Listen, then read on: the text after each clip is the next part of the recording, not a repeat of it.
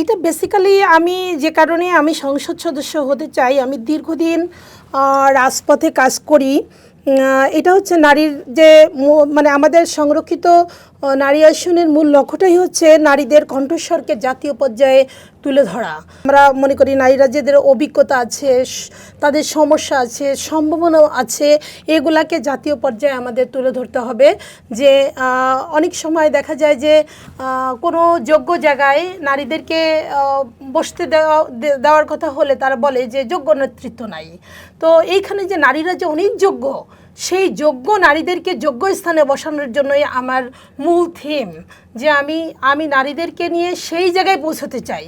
যোগ্য নারীরা যোগ্য জায়গায় বসবে এবং তাদের কণ্ঠস্বর সেই পর্যায়ে যে পৌঁছানোর জন্যই আমি সংসদ সদস্য হওয়ার চিন্তা করি। আর বেসিক্যালি একজন জনপ্রতিনিধি মানে হচ্ছে মানুষের কাছে, তৃণমূল মানুষের কথা শোনা, তাদের সমস্যাকে নিজের সমস্যা ভাবা, তাদের সমস্যার সময় পাশে দাঁড়ানো, তাদের সাথে সবসময় যোগাযোগ রাখা, যে কাজগুলি আমি দীর্ঘ বছর ধরে করে আসছি।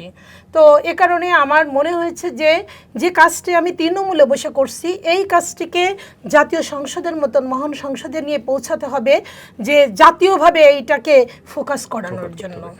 যেহেতু আপনি নারীদের সাথে কাজ করেছেন, আপনি বললেন যে তৃণমূল পর্যায়ে কাজ করেছেন, তো আপনি যখন তৃণমূল পর্যায়ে কাজ করতে গিয়েছেন, আপনার কাছে কি মনে হয়েছে যে নারীদের মূল চ্যালেঞ্জ বা মূল সমস্যাগুলো কোনগুলো?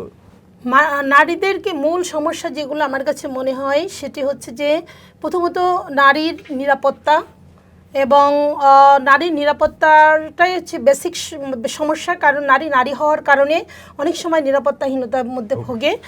দ্বিতীয়ত হচ্ছে তাদের মূল্যায়নের জায়গাটা, তার অধিকারের জায়গাটা থেকে সে বঞ্চিত হয়। একজন পুরুষ একজন নারী যদি এক জায়গায় কাজ করে, দেখা যায় নারীর যে মর্যাদা, নারীর যে মূল্যায়নটা তার থেকে পুরুষেরটা অনেক বেশি হয়, নারীকে ওই ছোট করে দেখা হয়। তো সে কারণে আমি মনে করি যে নারীদের মূল্যায়নের জায়গাটা মূল্যায়িত করা হোক, এবং নারীদের নিরাপত্তার জায়গাটা আমি নিশ্চিত করতে চাই, এবং সম্ভাবনাময় নারীদেরকে সামনে তুলে নিয়ে আসতে চাই, এবং নারীদেরকে কর্মসংস্থানের ব্যবস্থা করে নারীদের নিজেদের পায়ে নিজেদের দাঁড়ানোর সুযোগ তৈরি করতে চাই। আমি যদি সংসদ সদস্য হতে পারি তাহলে আমি এই কাজগুলোর পরেই বেশি জোর দিব, যে নারীরা নিজেদের পায়ে নিজেরা দাঁড়াবে এবং শক্তভাবে দাঁড়াতে পারে, এবং নিরাপত্তার একটা বেষ্টনী তৈরি হবে যেখানে নারীরা অবাধে কাজ করতে পারবে, অবাধে চলাফেরা করতে পারবে, নিজের মতন করে নারী চলতে পারবে। আমি আমার জায়গা থেকে আমি সেটাই চেষ্টা করব।